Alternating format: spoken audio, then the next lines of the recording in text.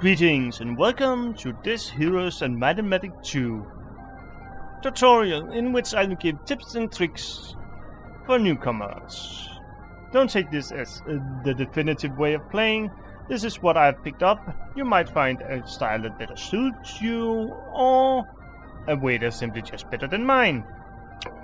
Now, this tutorial will be divided into 4 parts. Castle building, what you do inside the castle.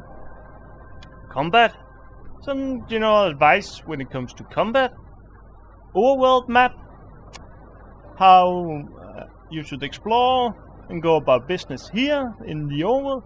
And finally, the campaign, some general advice for the campaign. Now let's start with castle building. Well, inside the castle, you click the castle to get to where you can build buildings. Now, what should you prioritize? In the first week, it is pretty important to get some creatures out. Also, when it comes to your resources down here, gold will be needed for everything. As you can see, some of the other resources are not used that much, especially these 4 here. Wood and ore is used quite a lot. These are not used that much, although the upper tier building requires always one type of these, depending on which factions you are. So one of the things that might be a good idea to get to begin with would be the statue. That gives you a lot extra gold. 25 per day. One castle will give you 1,000 gold. So in order to increase your revenue, this might be a good idea, unless you feel like you have plenty. If you feel like you have plenty, you might want to go for the creatures. Creatures spawn once a week. And normally when you start the game, you are at the beginning of a new week. So if you can scramble and get many of these, even if you can't afford actually buying the creatures, just getting the dwelling will mean you will have some more creatures the next week to buy. And that is generally a good thing to have creatures in your castle, even if you haven't bought them. Except if an enemy hero captures it. Because if the enemy can afford your heroes, your creatures, they will buy them. Now, other buildings that's not quite that important. The Tavern, the Thief Guild. These 2 are not that important in the first week and can easily be prioritized down. Down here we have the castle defenses. Now, whether or not you should buy the castle defense depends very much on how likely your castle is to be attacked. Early on, it's not that big a deal, for your hero will probably hang around near your castle anyway, so he can quickly return to defend it. However, even with a hero defending it, the turrets and the moat can be quite useful. This up here will just give your captain, which isn't very useful if you have a hero in the castle. Only useful if he is away from the castle and you have a mage skill. Then it becomes really useful, as your captain can then cast spells. Now the turrets and the moat. Well, the moat will delay attacking creatures, unless you decide to charge at them on lowering the drawbridge, giving them a way in if your creature dies on the drawbridge. Else the moat will delay him. The turrets will fire on the enemy. Pretty simple. You will already have 1 to begin with, and you can then upgrade with 2 more. These are not often a priority to get, although as you can see they're quite cheap. So if you feel like you have the gold but can't build anything else because you lack other resources, getting the mold might be a really good idea. These need also, if it's wood or something else you lack, you might buy these if you feel like you have plenty of gold, but gold will often be a problem to begin with. Now, of the other buildings here, the marketplace is not that useful on its own. However, it and the Thieves Guild stack with other types of the same type of building in other castles. So multiple marketplaces will lower the cost of which you can buy and sell resources. The Thieves Guilds would gain improved informations depending on how many Thieves Guilds you have. The marketplace, unless you desperately need some resources early, might hold off buying that to later. However, later it gets quite useful, as many of these secondary resources will become more or less worthless as you go later on, as it's only the upper tier, the tier 6 creature that actually require a resource, and it's only one resource. So 5 of them more or less get completely obsolete once you have your castle fully upgraded, especially if there's no more castles to capture except the one the enemy has. And even you might end up in a scenario where you don't actually need to capture castles, but do something else. And in that case, it might be good to sacrifice those resources for creatures. Now when it comes to this one, all castles of all of the different castles have one that increase the number of tier 1 creatures. This depends strongly on the faction, whether or not this is worth getting and when it's worth getting. For something like the knights that increase peasants, don't bother. Peasants are the worst unit in the game. It is just throwing money away. For other factions like the wizards here, it's actually a ranged creature, so it can actually be quite useful to get more of them early. The same goes for the warlock, of course. It's also increased the cost, so if you feel like you can't afford them, there's no little point unless you want to build up an army. Once again, whether or not getting creatures in your having creatures just lying around in castle to be built later might be a good idea, might be a bad idea, depending on how close enemies are. You can use some castles as bait. No creatures in particular in it, but having the AI capture them for you. They will then split their army in order to defend the castle, and all in all, be a bit weaker if they leave it again. Now, the last buildings, the well.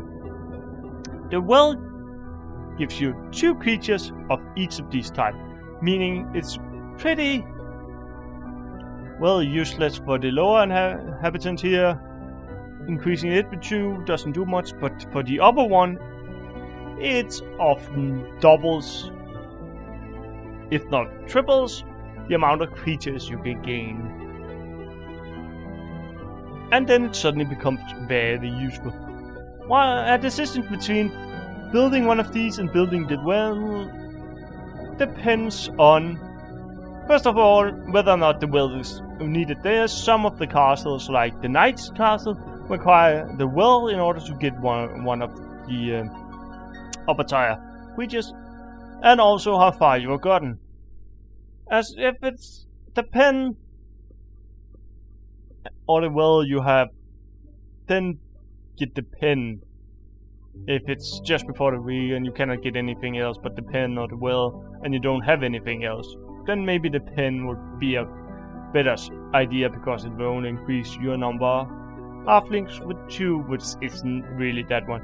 But it's when you reach up to the Ivory Tower, for example, getting more wizards might actually be quite a good idea. Especially if it comes down to, in the first week, between, for example, getting a tavern or, well, then maybe getting the well would be a good idea early. Now the final building here is unique to each factions, except the Undead in the standard edition. In the expansion, they will have a unique building, but standard, they won't. And whether or not to get it depends highly on the fact. When it comes to the wizards, it's actually quite useful, only if you have a mage guild, so don't buy it until you have a mage guild. But in general, they're not super useful in the first week, so consider it first after the first week, and then see if the effect is something you get. Some of them, most of them actually just increase your defense capability. This one is quite useful once you have the mage guild. Now, finally, we have a look at the mage guild here. And I'm gonna buy one, so we can look into it. Magic. Magic is actually quite important. As you can see, this is an upgradable building with 5 tires, all in all. And the usefulness of the mage guild depends a little bit on randomness, as it depends on which spells you get in it. And they are randomly decided at the start of the map, more or less. So you can see I got Magic Arrow, Haste and Cure. Magic Arrow and Haste is quite good, and Cure isn't half bad. So this is an okay deal. Depending on when you should buy the mage guild. First of all, it depends on your faction. As you can see, Stone Skin, Wizard gets Stone Skin, right? So I have 4 spells. While the Might factions, you will have to pay 500 gold in order to get a Might hero a spellbook to begin with, before he can even cast spells. You might put off the mage guilds early with them if you need the gold. Secondarily, with your magic heroes, which, just to make the distinction, what is might, what is magic. Knights and barbarian is might, all others are magic. More or less. I just divide them in who has a spell book and who hasn't right now. And more, it's also a bit on how they level up, but heroes later. Now, to get the mage guild or a creature dwelling, it's also a decision early on, because getting the mage guild without a hero being able to get to the castle, then it won't do that much. A hero needs to visit the castle in order to get the spells. Also, leveling the mage guild up depending on whether or not your heroes actually have the wisdom skill. Now, what is the wisdom skill? It is a secondary hero ability that allows them to learn above level 2 spells. If they don't have that, there's no point in leveling it up, as you can't use the spell.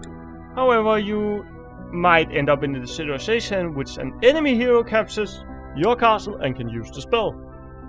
Not a great deal. So, it's the decision on whether or not you want and need the spell now, or you need to have extra units lying around, and whether or not you even can use the spells. All of this depends highly on the scenario you are in, and how powerful the hero you start with are. Getting at least level 1 spell early can be quite useful in dealing with wandering monsters defending mines, and when it comes to combat, spellcasting can really save your bacon. There's one building I haven't covered, and that's because you won't build it that often: the shipyard. The shipyard is only available if the castle is located near water. And you then have to make the decisions. Do you need to go sailing? Do you not? If you need to go sailing, then getting a shipyard, at least in one castle, would probably be a good idea. Else, don't bother with it. Sometimes there's goods in the sea that you can pick up, and sometimes it can be a way of enemies attacking.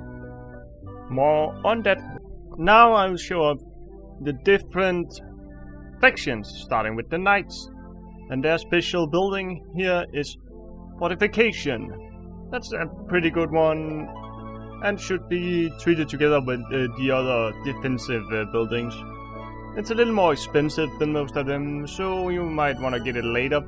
And if the castle isn't in any danger, then maybe wait by taking it, as it only really gives a benefit in case it's being attacked. Now the army. And since you can only have 5 creatures with you, which 5 should you select? Well, with the knights it's pretty easy, because these guys sucks. As you can see, they have 1 point in everything, and they're very slow. What does the speed mean? It's when they have their initiative and how fast the army here moves. They move at the speed of the slowest unit, more or less, together with your hero skills.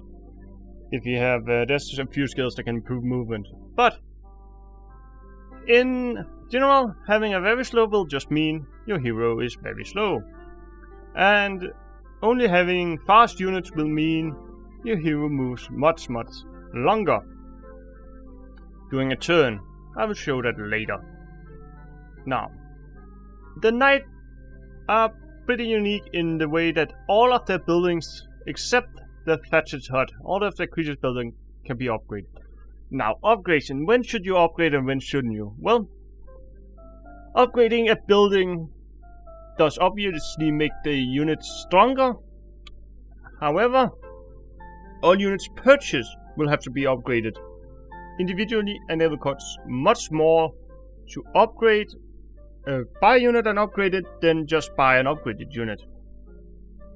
So getting the upgrade early is pretty good, although you might not be able to afford it early, especially not in the first week if you're going by the tactic of getting as many of these as possible. But then again, you can just choose not to buy the creatures, as mentioned earlier. If you're not in immediate danger and you don't need the extra creatures in your hero's army, by the way, you might actually be good as a strategy to not choose to buy them to begin with, and then first buy them once you have them upgraded. Of course, upgradation is a new cost, and in case of the upper tier building, you will once again have to pay quite a lot of secondary resources, so that might be hard to upgrade early. Now, when it comes to units, there's a lot of things you should consider when it comes to these stats and what to buy and so on. I will first go into it during combat, what these stats actually mean fully, especially attack and defense. The other is pretty obvious.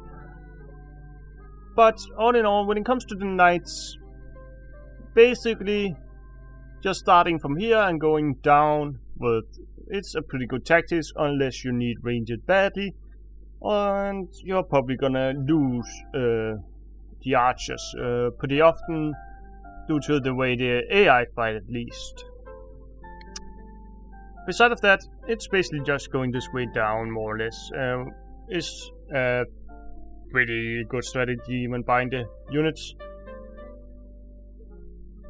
On and on, when it comes to it, as you can see, these has high defense, so these will probably die a lot slower than equal enemy of the same level, but they don't do that much attack, and they won't do that much damage. For example, these are pretty decent all around us. The reason to buy cavaliers before paladins is because they're very fast, although upgraded, when you upgrade them, it doesn't really matter that much. So in general, when it comes to the knights, just buying this way is a pretty good tactic. Now let's move on to the next. Now, once again, let's look at the unique buildings. This time we are looking at the barbarians. Their unique building increase morale of defending troops in the castle. Once again, a defensive building, which most of these unique buildings are. I'd say the increase in morale is nice, but it's better to have a few more troops, I would say. What more does morale give a chance for a unit to act one more time just after they have made their move. Now let's have a look at the units. Now when it comes to the barbarian choosing which creatures to bring along, it's a little bit different than the knights. Mainly because the ogres and the orcs, they're very slow unless upgraded. So before they are upgraded, they will slow your army significantly. It might be a good tactic to actually leave them behind while exploring early on, at least until you can get them upgraded. Else, the ogres are really nice to bring along. They are really good at using as tank units to just soak up damage. Also the fact that the barbarians get access to the trolls, a really strong ranged unit. You can easily decide to take, if you have a plenty of goblins, take the goblins with you. Although having weak units will mean they will die often. So it's a little bit a decision whether or not you will have extra ranged. And I'm just gonna note one of the tactics of the enemies, since I'm gonna refer to it a bit, is they will always attack ranged first, if they can do it. So bringing along the orcs, you might actually lose plenty of them. Although, depending on how strong the orcs are, they might attack the orcs over the trolls. So bringing them, you can use them a little bit to remove attention away from the trolls, although that might not be a good idea. Having the goblins instead will mean you will have to, however, march forward to the enemy attack. So it's a decision you'll have to make in that point. And of course, the question also lies in how many of them do you have. I will touch upon the stats later, as I told, and then you can make the calculation on whether or not you have enough to actually skip them in favor of the goblins or the orcs, depending on how many you have. Now the next castle. Now once again, the unique buildings, this time the building of the sorcerers. And their unique building is Rainbow. Well, this one, luck, increased damage done. And I would say that's probably, it's okay, but it's definitely better than to get some units, I would say, if the choice stands between either buying, for example, the Stonehenge or the Rainbow. And once again, treat it as one of the defense buildings. Now let's have a look at the sorceress units. Once again, the decision is a little bit about whether or not to bring these guys, at least when they're not upgraded, as their speed is very slow. The units that can be upgraded are the dwarves, the elves, and the druids. And the same rune applies to all units upgrading, whether or not you should choose to upgrade them or not, as described with the knights. Now, of course, once again, getting these upper tier units like the Phoenix and the Unicorns is really useful. But when it comes here what to build, it's also depending on what you need. The Unicorns are melee, and you will need to move them into position where the Druids and the Elves are ranged so you can shoot for far distance. The Phoenix also have another bonus if you can get it on a single unit. It is ultra fast, which means if a hero has this one as the only creature, they will move really fast. Quite useful for moving from castle to castle to visit all the mage guilds in order to get all the spells with a hero. Although it is quite a bit an expensive tactic, but if you have a sorcerer's castle fully built up to Phoenix, and you are actually not using sorceress units because you are preparing another castle and another tactic, then maybe have at some point just a Phoenix giving to your scout units. That'll make them stronger and faster. Now when it comes to whether or not you should bring sprites in your final army or dwarves, the upgraded dwarves will be just as fast. It's also a decision. Dwarves are really tough in comparison to sprites especially. And they also get a chance to resist magic. So, bringing them along, you will have a melee unit. It will need to move into position, but it can be used to defend the druids and the elves, while the unicorns move into position. The sprites, however, can be useful in getting to units you otherwise would have harder to get to, but they are also a lot weaker. So it's a decision you have to take based on that fact.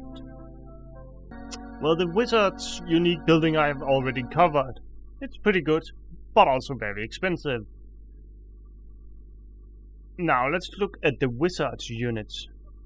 When it comes to the wizard units, they have 3 ranges in total. The giants are not ranged, but the titans are the upgraded version. The mages and the archmages and the halflings. When it comes to choosing the army of the wizards, well, to begin with, you will already notice the iron golems is the slowest unit, so early on it might be a good idea to leave them behind, although the halflings are also slow. The iron golems can be upgraded to steel and become slow as well. These two will be the slowest units. It might actually be a good idea to leave both of them behind and picking up a natural creature around, as these upgraded will all be very fast and this one will remain average. So that's at least a decision whether or not you have a natural creature along. Else, the choice lies whether or not you will have a ranged or a melee that can move much. Maybe keeping the iron golems to defend the magi might be a good idea. The titans really don't need that much defense because they're pretty powerful. And it's limited what the iron golems can do. The halflings, however, since they are ranged and they're tier 1, you will lose them very, very fast later on because of, well, the tactics of going after ranges. Although, since you have the titans, often the titans will be attacked first. Now let's move on to the next castle. Now, when it comes to the warlords, generally their units are strong but expensive. And when it comes to upgrading them, only the minotaurs and the dragons can be upgraded. But the dragons, unlike any other buildings, have 2 upgrades. Their unique building are the dungeon, which increase the income of the town. And as I mentioned, gold is really important, so this is actually quite a good building to get early. Now, when it comes to the units, that generally are expensive also, so getting the extra gold is nice. Here, there's a very interesting thing. The Hydra is strong, but they are very slow. These will slow down your army quite a lot. So maybe leaving them behind if you only have a few of them. Also, they are actually quite good castle defenders. So it might be a valid tactic to leave them behind, especially since the only ranged creature you got is the centaurs. However, you have 3 flyers. The dragons, fully upgraded, is one of the most powerful units in the game. Depending on what you favor, the dragons or the titans will be the most powerful. And they have ability to harm 2 units at once, something you will have to keep an eye on, or you might actually toast one of your other units. Whether to bring the hiders is a question of how fast you want to get to the enemy. Of course, having the hiders might actually make it so slow that it might not actually be worth it. However, the centaurs, since they are the only ranged, they will always be attacked first. So keep that in mind, you will lose a lot of them if you bring them along. When it comes to the necromancers, you can see they are missing a building. It's the tavern, since necromancers are not affected by moral. they get another building which increase necromancy skills of all the necromancer heroes, but only in the expansion games. Their unique building is Storm, which gives them more power of the spells of the defending caster. Treat it as a defense building, just like these down here. Now, when it comes to the necromancers units, they have quite a few that actually can be upgraded here. 4 in total, so... and when it comes to bringing them along, actually bringing skeletons along is not a bad idea, because most of the... well, all of the necromancer heroes have necromancy, which will raise defeated creatures as skeletons. So you can get a lot of skeletons if you bring them along. If you don't bring them along, tough luck, you won't get any. And this skill will be basically useless. What to leave behind? Well, to begin with, the zombies are very slow. Leaving those behind at least early might be a good idea, although the speed does increase. Else you can leave the mummies behind, depending on, once again, like with the numbers here, just as I mentioned with the barbarians. Depending on how many you have, if you have a lot of mummies and few zombies, bring the mummies along. Vampires and bone dragons are the flying units that they will get, and liches are ranged, so these are actually quite good to bring along no matter what. And the decision will lie over here to what to bring along, whether or not to skip on the skeletons, even though you can get an army of them, or choose to leave the zombies or the mummies behind as defenders. That is up to you. Well, that is all the castles. Now we move on to the second section, describing this part of the game. The strategy part here as well. It's been in the castles. There's a second part right here. The first decision you will have to make is whether or not to buy a second hero. And when it comes to buying a second hero, what type of hero should it be? I generally just go for the same type as I have, as there's always one available at the first day. So that might actually be the best decision to go with. Now the second decision is what to move around and what to get. First of all, scouting. Well, here's where some of them getting the other hero might not be a good idea, as you can see down here. They got a very fast instead, so getting this guy and leaving behind these or dismissing them will mean I have a scout that can move a lot faster. Another tactic depending on when you start up what you got, buying one of these heroes here, and then just pooling the army. So you have one with one creature and one without it. Just a quick tip, if you want to split a stack, press shift and click on an empty spot, and then you split them and choose how many you get. There's a few uses for splitting, but I will talk about that in combat. Now when it comes to scouting, what should you prioritize? Well, getting the mines of course is a good idea. This is the kingdom overview that will give you a look at what heroes you got, what army they got, and what mines you have. Now, when it comes to getting mines, two of them you should prioritize early more or less is the ore and the wood, since many buildings use this in comparison to the other buildings. Next up, getting the building of your factions, like the knights getting the crystal mine might be a good idea. The gold mine is always good to get, however when it comes to defense of this mine, the wood and the ore is often weakly defended, while the rest is heavily defended, especially the gold mine. Often this is not always the case. So you see here, there's a ore mine and a sawmill right here. So getting those early might be a good idea. Secondarily, when it comes to the treasures, you will get a choice between gold and experience. Depending if you really need the gold, take the gold. Getting the experience is a really good idea, especially with your primary hero. Now what do I mean with primary hero? Well, since early on you often will have your entire army or most of it on one hero, so he can deal with the wandering monsters. He will probably become your primary hero. He will get more XP, and generally it's good to have a high level hero. Let's look at the hero here. When he level ups, he gets stats depending on which type of hero he are. I think it's all there in the manual, or you can look on the internet to get precisely how the different heroes get probability of getting up in one of these skills. I will mention these two skills together with when I talk about these defense skills and attack skills. As you can see, what they do is add them to the units the hero has. This one will increase the power of the spells, and this one increase how many spell points your hero may have. Like you can see, 1 knowledge, 10. 2 knowledge, 20.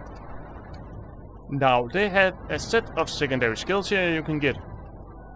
And when it comes to getting the secondary skills, there's some that's good, there's some that isn't. I'm just gonna list them up here. Now, when it comes to the secondary skills, there's 14 in total, with one of them being available only to the Necromancer and the Warlock. The Warlock have access to all of the secondary skills. The Necromancers have not access to the skill that increase moral, since they have no moral. Now, what are the skills? The skills are, let's start one at a time and explain what they do. We start with archery. Archery increases the archery, all the archery units' abilities. They will do more damage basically with the archery skills. This is okay if you have a lot of ranged units. If you don't, then, well, it's not really that great, especially if you have none. Once your hero level up, I might quickly note, you will choose between two. Always pick the one that you want the most. Unless if it is an upgrade of one skill and the other one is one you want but don't have yet. Because you can only have a certain amount of skills, as you can see. 8 in total, right. And you might not get the choice again if you don't have it. So picking it over an upgrade will allow you to get it upgraded later. Once you have filled up on the skills here, you will always get a choice between two you can upgrade. Now let's move on to ballistic. This one is quite useful for attacking castles.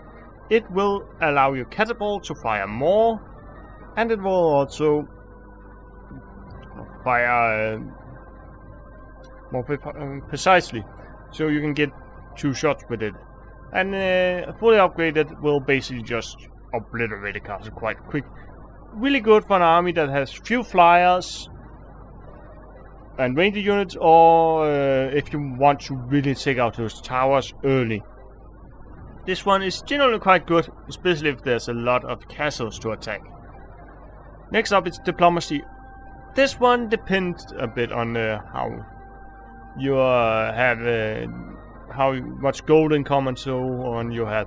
If you have an open slot on the hero, you can get a chance to buy units. Well, you can't do it if you don't have an open slot, as just like with the skeletons, they just don't want to join your army, then tough luck. That will often cost quite a bit of gold, but it is actually quite handy, especially if the units you already have, then they will join you. If they can join you, they will if you pay them enough. This gives a chance of them to joining, however, so it might not be that good, especially until you have it fully up, but it is quite a good skill to get. Now, Eagle Eye. Eagle Eye have a chance of learning spells from enemies. How useful this is? Well, depends a bit. If the enemy have some powerful spells that you don't have, but generally you will learn them just by capturing their castles, in which they will have them anyway, so it's not the best in the world, but it's not the worst either. Now, next. It states, this one is really handy, especially for heroes you don't use that much. What do I mean with that? Well, I haven't exactly explained it fully about with the primary and secondary heroes, but tactics will often include having heroes that doesn't really engage that much in combat, so having estate on those, it's pretty good. Why estate? It's good. Well, it gives you more gold, as I explained earlier. Getting gold is quite useful. It gives you increase your daily income of gold. So next up is leadership. What does leadership do? It increases the moral. Up here. Now, what is moral and what does it do? Well, it gives you chance of your unit moving an extra time if they have high moral, or not moving at all if they have low. Increasing the moral can be done, well, a few ways. First of all, as you can see here, it's already up because all units are of the same type. Now, if you're wondering why the hero changed, the game crashed. That's why I had to restart it. Anyway, when it comes to moral here, having the same type will increase it. Not having it, like having a lot of mix of different types of creatures, will decrease it. When it comes to the leadership skill, should you or shouldn't you have it? Also, a little bit depends if you really want to mix a lot of creatures to move away, but you cannot really rely on moral. It can be pretty handy, but you can also go, since it's a little bit random, you can go through a combat without getting any good moral at all.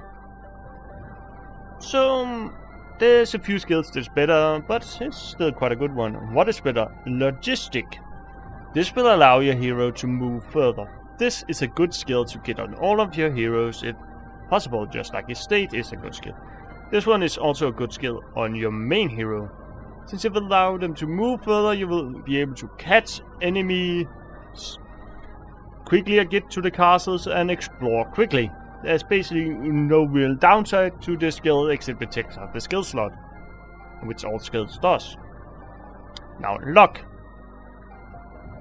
What does luck do? Well, it increases your luck, which have a chance of doubling the damage done by a creature. Luck, I would say, is not that good in comparison to moral. As moral, it's still more or less double damage, since your creature is allowed to move and fight. It's a little bit better, but once again, just like moral, you can go an entire combat without getting it at all. There's also buildings on the world that can increase your moral and your luck, so this one might give it a miss depending, but it's not the worst to get. Now the next. Mysticism. Is this good? Is this bad? Well, this is quite good if, especially if you have to ride around a lot and fight enemies in the field quite a lot. What does it do? Well, it increases your mana regeneration, or your spell point regeneration. Up here, we got the spell points, which regenerate quite slowly. If you have the mysticism, it will regenerate faster. Now, this is good if you're planning on using a lot of spells. If you have a hero that, or you don't use a lot of spells in combat, it will be vertically useless. Next up is the necromancy skills, with only 2 heroes types can get. This will make skeletons every time you're defeating an army. All necromancers start with this, and it's pretty good for them. Warlocks would get it very rarely, and it's often not super great for them if you don't have skeletons. Then relying on the skeletons you get there might not actually be quite good unless you have an open spot anyway for them. So it's pretty good, but the ones that's pretty good for starts with it, so obvious. Pathfinding. What does pathfinding do? Actually, I think I skipped one. Yeah, didn't I skip navigation? Well, navigation is useful if there's a lot of water, else, well, obviously no. It will increase your speed on water, just like logistic increase your speed on land. That's basically it. If there's a lot of water, take it. If there isn't, don't take it. Pathfinding. What does pathfinding do? Well, pathfinding decreases the movement penalty over certain terrains. And this is quite good again. Especially if there is a lot of this rough terrain, swamps, snows, and deserts. Well, getting it will be quite a good idea. If there's a lot of grass, then, well, don't bother with it. But generally, as mentioned with pathfinding, it's pretty good to have heroes that can move. So getting it will be quite good. Logistic, pathfinding, good combination. Navigation if there's a lot of water. Now, scouting. What does scouting do? Well, the game don't like me very much. It crashed again. Anyway, scouting. What does scouting do? Well, scouting increase how much of the map that is real, the fog of war that is removed. Since there's no persistent fog of war appearing or areas where you don't have any heroes near, it's only useful once when you're exploring, and maybe not on the primary combat hero. Even though you'll probably do some exploring with that hero, it's better just to get it on the secondary hero and use those for exploring, and the primary hero gets something more combat related. And that leaves a final skill, this one, Wisdom. What does Wisdom do? Well, Wisdom allows you to learn higher level spells. This is quite good, especially once you get access to high level spells. Learning those can really make or break a battle. Some of the high level spells can completely and utterly save you, and if the enemy have them, you can lose a lot. So having expert wisdom will be a very good idea. Now back to the map. Let's talk a bit more about the heroes. Well, as mentioned, you get at the start of each week, you will increase population in the castle. Your main hero, the one you will use for combat, let's just say this one, might be over here or farther away. Now what do? Well, you can use a tactic of ferrying heroes. Ferrying units. Let's say this guy's here and he's just bought all the army in the place. Now, instead of moving this around, you can move the hero units up here, pull them, and then heal right back while this one can, while the primary hero can explore further. This is quite a good thing. Also keeping heroes near your castles, specific things like estates so they make more money might be good. Now, I'll just explore this map a bit. And by explore I mean just cheat so I can see the entire map, so I can show off some of the different buildings. Now this one will give experience. It's a good idea to get all of your heroes to visit it. It's also quite a good way to get the secondary skills to your other heroes. Else you can see there's plenty of mine guarded. And what other buildings are there? Well, there's some buildings here where you can visit once just like this and get something like this. Shrine of the Second Circle will give spells. Other buildings can be visited each week, like this windmill. It might be a good idea to have a hero hanging around near them, visiting the windmill, the watermill, and the magic gardens once a week. That can probably maybe be the task of the hero who's gathering units.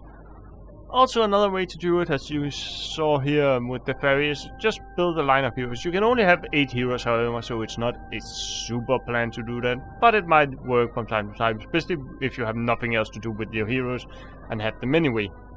Especially if you use them to get gold. Other buildings around, well, there is places like these that will increase your secondary stats. There's one for each secondary stats, and then there's a few places that will give you effects like increasing your morale and your luck in battle. The will that will increase your spell points to max. And this one, watchtowers, observation towers, there's different types depending on the map. When they look like, they will reveal areas of the map. There's also this one, which is a trading post, which will allow functions just like a market, but generally better if you only have one to use the trading post instead. There's also creature dwellings that I don't think there's any in this map actually, but they contains creatures depending on the type of dwelling. So visiting them will give you more creatures. However, they regenerate slowly, so maybe leaving it for a while, not visiting it every week, might actually be a good idea. And whether or not to visit them, well, depends if it's a creature you want to use or not. Some of them does cost something to buy, all of them will visit you freely. There's also buildings like the fort that will upgrade certain type of units. These can be pretty good to visit. The forts will upgrade, I think it's ogres and orcs and dwarves. But we have one right here actually, hill fort. Visiting them, if you have them unupgraded, might be a good idea, but getting the upgraded versions, once you get those, they're not that useful. And the witch huts will learn you a random skill. Visiting the witch hut might be a good idea to do it with a secondary hero to see if the skill you actually want. Also, when it comes to there's trees around that will give you a level. Visiting them later rather than early might be a good idea because they will just give you a full level. And when it comes to leveling up, it gets more and more expensive. It costs 1000 gold to begin with. There's a chest right here. Let's see if I can get a level. And yeah, since the way I had it, I had to watch all the enemies move. Let's see. Yes! Let's just take mysticism here. But look, see now, it cost 2000.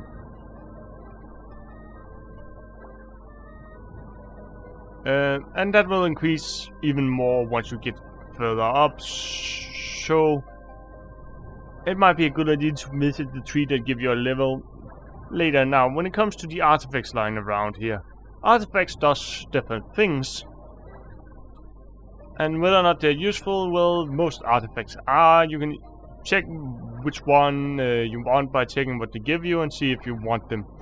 Many of them either gives you moral, luck, increased sight, movement speed, or one of the 4 stats. There's also other abilities. Have a quick look at them to see if you want them or not. There's some of them that gives resources, just give them to a secondary hero instead. Might be a good idea. Now let's move on to combat section. Now here we are on the combat. I'm gonna show a little more advanced one in just a minute. But first let's go over the basic. Well, when it comes to which unit starts, the one with the highest speed and position up here, starting with the attacker. After that, if there's 2 creatures with the equal high speed on each side, you see these are very slow and this one is slow, so I will go first with these and then it will be them.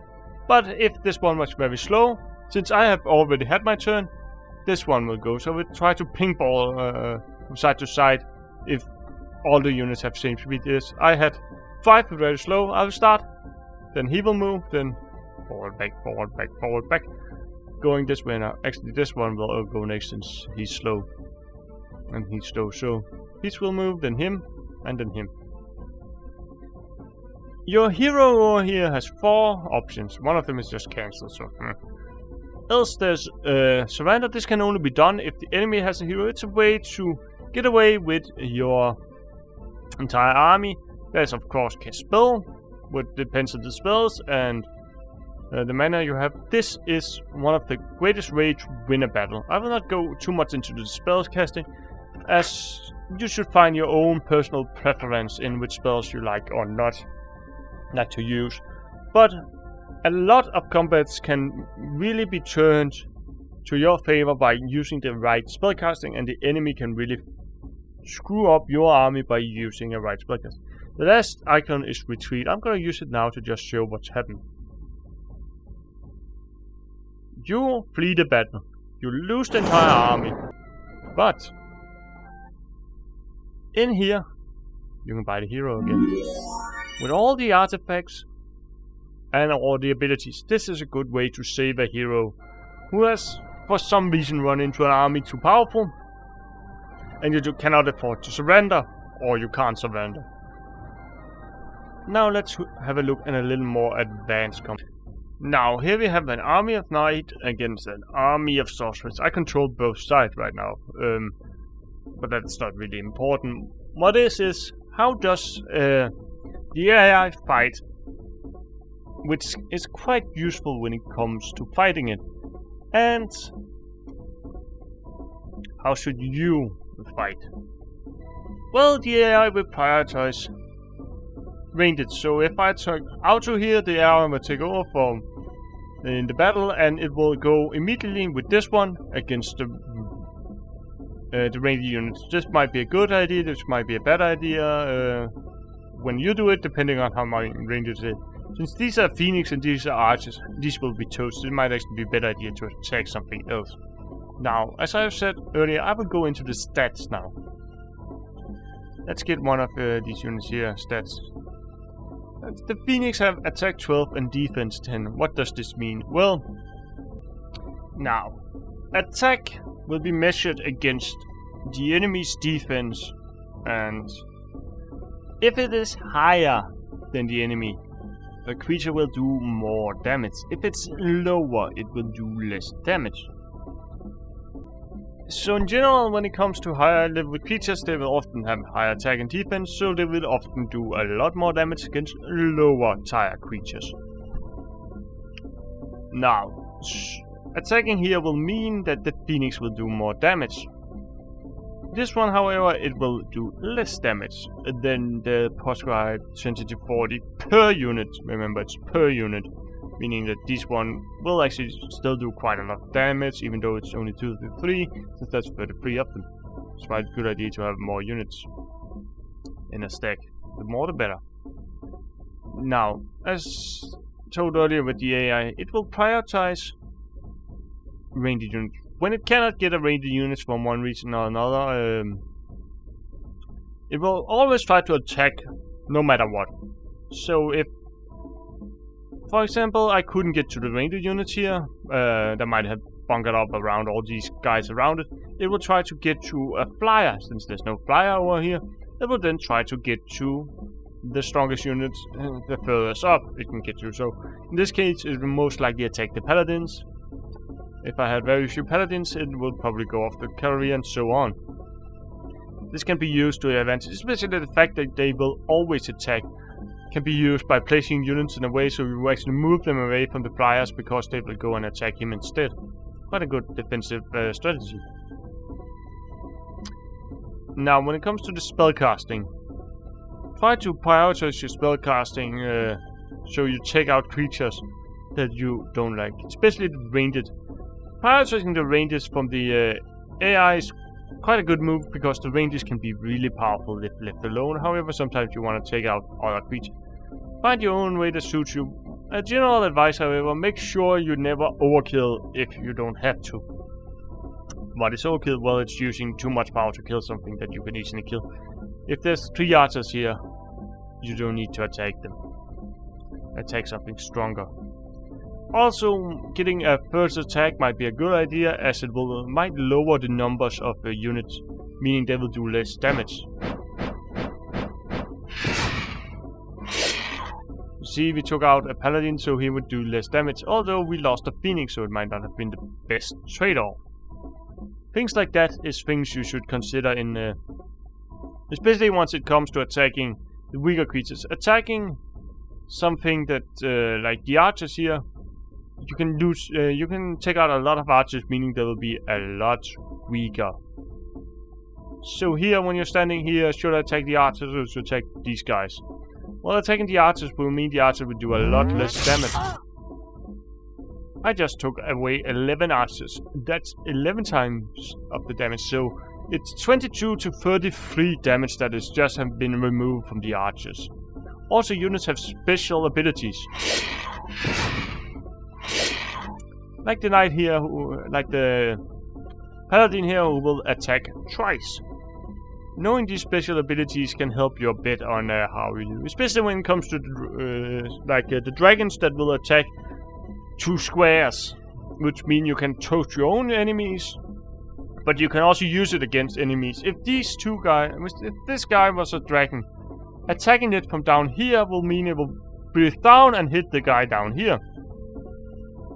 That's a way to really make the enemy kill its own creatures.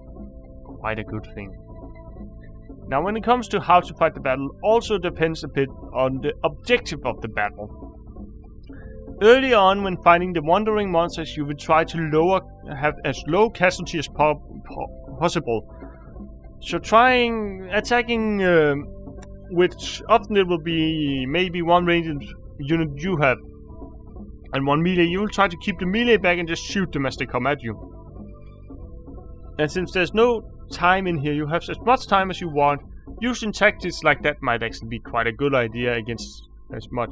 Trying to lower the casualties, especially against wandering monsters, so you have them against the larger armies. Against larger armies like this, you cannot avoid to do. Another one is the last battle. You just go all out. Try to get as much of the enemies and win. Another tactic in battle might actually be to take as many enemies out as possible. This is especially done if you have multiple types of castles and cannot combine the army. Might have an army with weaker creatures that you launch a pre-attack on an enemy castle with, and then you just have to do as much damage as possible. There's also some spells like the Armageddon spells that really help with this. So that might be quite a good tactic to use. Although, using that tactic, you should also decide whether or not you actually need to flee with your hero. If your hero is so good you want to keep it, try to do as much damage and then get the hell out of there. And depending on what you want to do, if you want to do as much damage as possible, picking your target over here is a little bit different than picking your target for picking out which creatures you really want gone.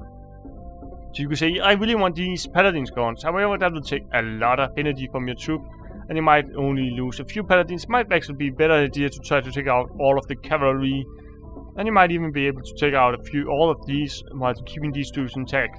So depending on which creatures will be most annoying, if they have a lot of range, just focus firing on the range you get that one down might be the tactic to do. Now, giving you at least some of the things you have to think about when doing combat, I'm gonna finish this off with general tips for the campaign. Now, I am on the good campaign right now. The tips goes both ways. There is a few bonus ones where you get to choose. The evil campaign will give you can give you the Ogre Alliance, which is quite good. The Dragon Alliance, which is super. And you with the good campaign you get the Dwarf Alliance. What does this mean? Well, having this alliance means that when you attack a stack of the described type, they will try to join you if they can, else they will just disperse. Especially with the dragons, it might be a good idea to only attack them if you have an open stack. Getting these will require you to get the Dwarf Alliance with the good one. You have to go up here. There's also a Sorceress Alliance which will give you a powerful sorcerer, and with the evil campaign you will get the choice between the Ogre Alliance or the Sorcerer or the Necromancer. Getting the Ogre might be better. It will also give you the Dwarf Bane will mean all dwarf will flee from you. Keeping these things in mind is quite important, since it means you can build up a very powerful army. Here is probably the biggest, if you want to finish this fast. Over here might be the big one.